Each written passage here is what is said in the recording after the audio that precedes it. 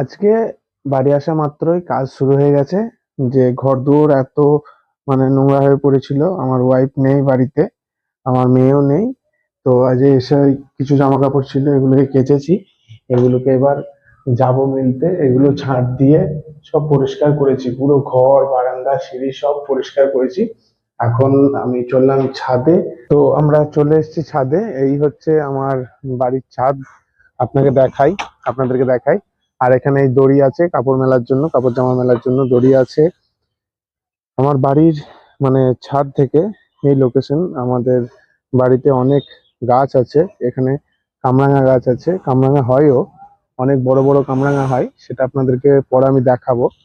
আর এই যে আমাদের বাড়ির চারিপাশের ভিউটা আপনারা দেখতে পাচ্ছেন, একদম গ্রাম, গ্রামীণ এলাকা।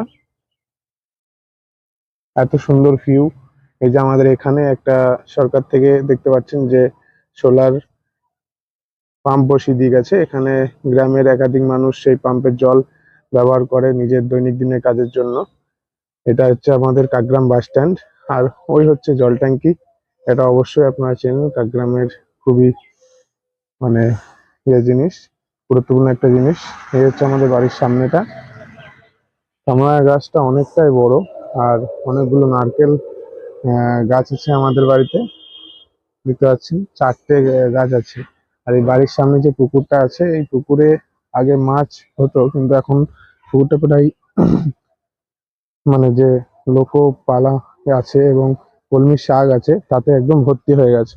আর আমাদের বাড়ির সামনে কিছু গাছপালা আছে, ফলের গাছ আছে, আম গাছ আছে, কাঁঠাল গাছ আছে এবং কলা গাছ আছে। এই কলা গাছগুলো দেখতে পাচ্ছেন, এই কলা গাছগুলো আমি এবং আমার মা মিলে, দুজন মিলে লাগিয়েছিলাম অনেক দিন আগে।